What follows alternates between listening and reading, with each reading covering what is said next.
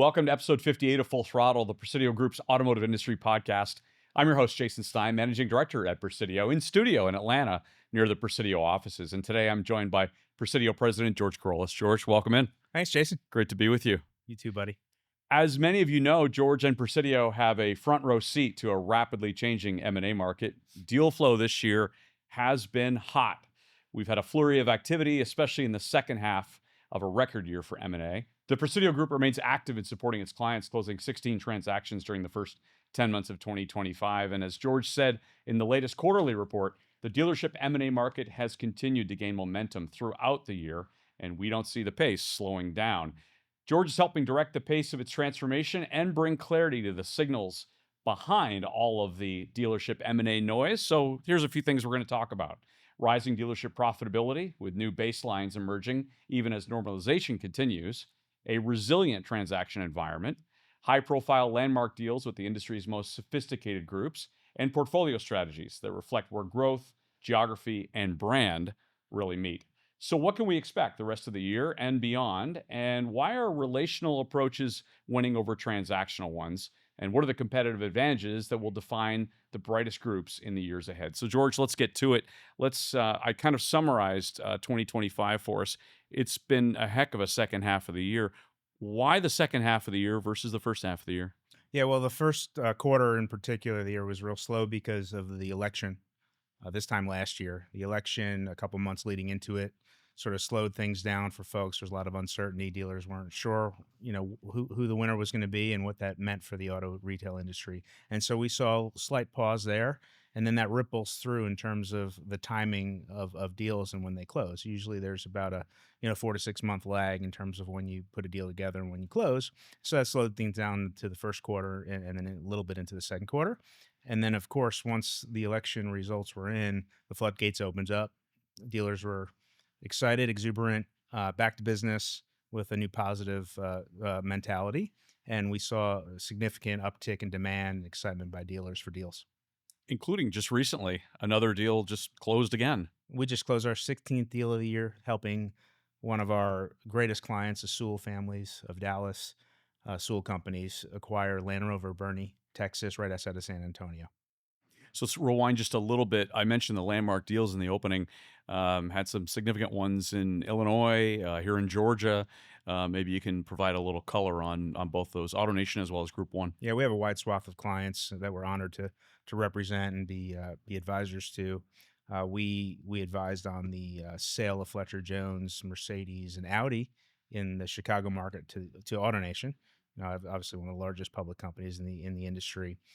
We also earlier this summer advised on the purchase by Group 1 of Mercedes-Benz at Buckhead here in Atlanta, one of the most iconic luxury Mercedes stores in the U.S.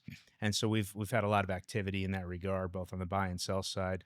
Just a few weeks back, we helped a good friend and client, Stivers Automotive Group, Eddie and Johnny Stivers, sell as part of their portfolio management process that they're going through, sell their Subaru store here in Atlanta as well to Lithia.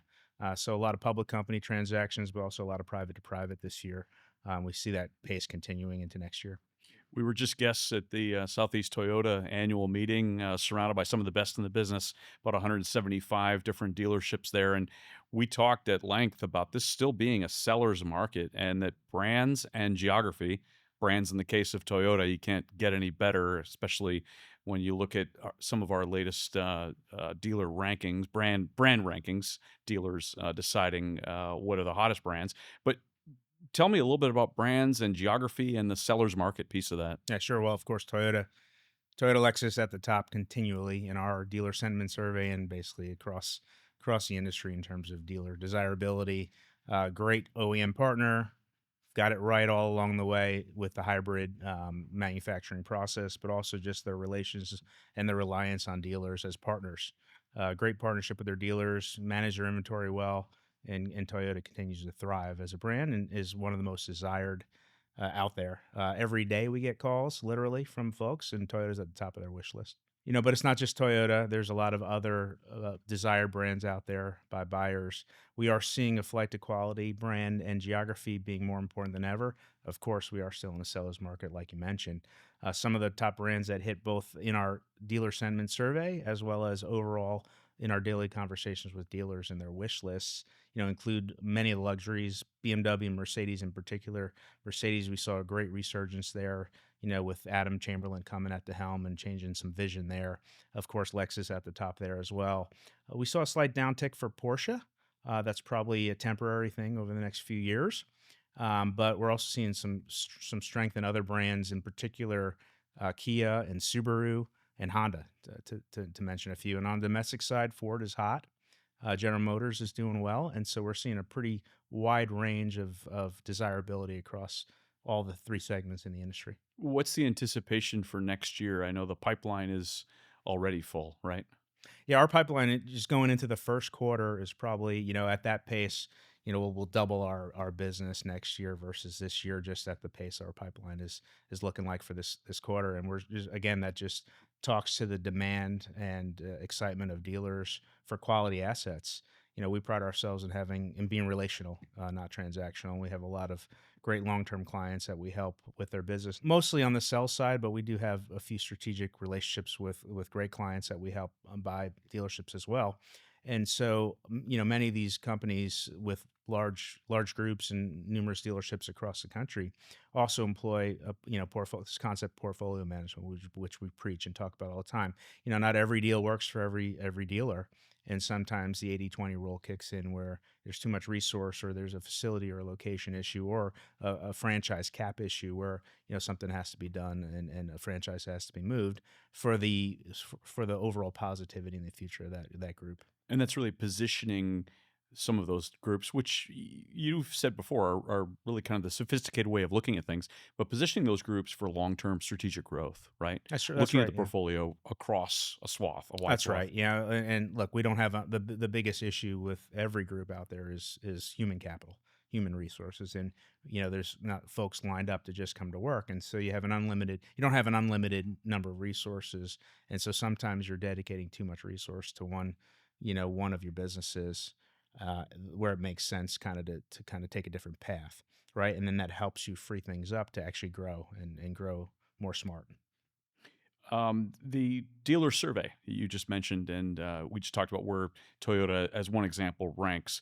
Our latest dealer survey is out in the market. How important is that? That's really important. Look, we have over 3,000 dealerships represented each twice a year when we put that survey out. And for dealers interested in understanding the sentiment and where the market is, where expectations of their fellow dealers are, it's really important for dealers to take it, because the more they take it, the more cross-section of thoughts that we get. We don't just talk about brand desirability in our survey. We ask a lot of other questions that are top of mind to dealers. What do their fellow dealers expect the future short-term and near-term profitability to be?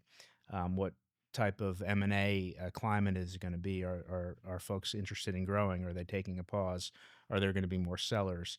We ask about headwinds and risks to the dealer model. And in this survey, we actually ask a lot of questions focused around things like China and other disruption, Artificial potential intelligence, AI of for course. sure, right? And so it's a great survey that is extremely statistically valid based on the number of dealerships are represented, but the more the merrier. And we hear from dealers all the time that it's one of the things they look forward to seeing the results of all the time, because it helps them, kind of drive their strategy go forward. You mentioned a phrase a moment ago: relational, not transactional. That's right. What do you mean by that? We're focused on long-term relationships and being thought leaders and providing not just deal advice to dealers, but advice about their business and their growth strategies and the future of automotive, like some of the things we just talked about in our survey. And a lot of the work we do is to help our clients just stay ahead of the industry and provide them data and research and thoughts on where things are headed, and help them as they evaluate their growth strategy and transactions and their existing business and their structure. We have a great resource team full of resources in our company with tremendous experience. Former CFO, key style of a public company, folks that are experts in real estate, folks that are experts in banking, and so we have so much expertise and talent where we can help our clients think through their businesses and help them think through things differently as they kind of move forward into the future. Kevin Tynan and I talked in Denver at our drive-in live in front of a live audience, actually, for the first time, just about the current earnings and kind of the new baseline, then the resiliency that the dealer body has shown over the course of the last couple of years. What's your thought on some of that, on the profitability resiliency? Yeah, well, it's been an EKG since the pandemic hit, but we've leveled out here. Obviously every brand is not the same, and so there are a few brands that are not doing very well right now, but those are the outliers, right? In the main, profitability is kind of leveled out into this new normal range, about double what it was pre-COVID. And there's some winners and losers, as we talked about, but as we kind of see dealers trying to predict their performance and deal with things coming at them. I just had a conversation with a dealer friend of mine earlier, and he said, business is pretty good. We're off a little bit on new margin, but fix is strong, and we're doing great in F&I. We're actually off a little in used cars versus last year, but that's temporary. That's inventory driven. And so these levers, they kind of move back and forth. These four sort of pillars of dealerships, four business segments, right? And fixed in particular, which is a very sticky part of the business. These fixed, the labor rates are higher than ever. That is putting a little pressure on RO count, and there's a pressure on the consumer right now, but hopefully that'll get alleviated with rates coming down and stimulus in the economy. But folks still have to fix their cars. It's they need vehicles to Right. get to and from where they're trying to go. And so the fixed business is very profitable. It's sticky. We always like to say as variable goes down, fixed sticks around. And then you have all these other levers in the business that make for a tremendous, kind of climate for dealers that, if one thing's off, the other thing kind of picks up, right? And so we've seen dealers get more disciplined. We've seen customers get more disciplined. Inventory levels have increased, again, different by brand. And so dealers are having to adapt to that. Got a little rate pressure coming off here with rates coming down, which helps on the floor plan side. So there's just a lot of moving parts to the business, but dealers are the most dynamic, adaptable folks out there. And, they've dealt with the change. It keeps coming at them, and they keep persevering. Final thing in our valuation section, which, two times a year we're resetting valuations. And there's a great cartoon that's in the latest quarterly that says, "My dealership makes $3 million." One individual saying that. The next one says, "No, it makes $2 million." And underneath it says, "Who's right?" And it's kind of emblematic of the industry, isn't it? Look, I think I said this in a recent interview I did, but I've never seen one dealer statement that was completely accurate. In particular, private dealers, have a lot of account for things differently than the dealer next door. Some may have things off book, like we say, or they have things in different places, or making adjustments to their Right. numbers that aren't reflective of what's really happening, right? And so yeah, it takes a deeper dive into that.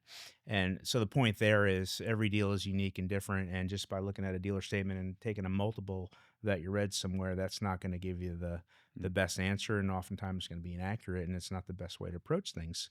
It's a very sophisticated industry, in particular on the buy-sell side, and experts like us really understand how to dive deeper into understanding a financial statement, understanding the sustainability and predictability of those earnings go forward. Much more important, actually, than historical, what you're seeing historical. But what are the earnings going to really be go forward? What's your expectation? Again, the only constant there is that not one expectation is ever like exactly right, because it's just a projection into the future. But how close to right can you get? And that's where it's really important to have the depth and knowledge there. On the valuation side, we don't change multiples every quarter, and that's for a reason. As many deals as there are out there, much of it's not published. Multiples don't really change that quickly. Sometimes they do, but again, the multiple of earnings is the smaller part of the equation. It's the earnings that's the biggest part. And also in this period of volatility where it's hard to predict earnings, one other area that we look at that many don't talk about is revenue multipliers. Normalized revenues that don't have extraordinary items in them is a much better barometer to apply a multiplier to as a percentage of revenues, if you will. And we publish these ranges by franchise of what the blue sky as a percentage of revenue is. That's a little bit, that kind of neutralizes that volatility in earnings that you see from deal to deal, right? Because these are ultimately protected franchises and protected markets, and are going to have an expectation of a normalized earnings for each of them. And so it's really important to not get too hung up on multiples. Multiples are just math. It's we had this one dealer friend of ours talk about how he thought he bought a dealership for 3 times, and the seller thought that they got 15 times for it, right? So that's just an example of how, try not to focus on multiples as a dealer, but understand what the sustainability of those earnings are and what you're going to really make with the deal, and then can you achieve a reasonable return on your capital with that.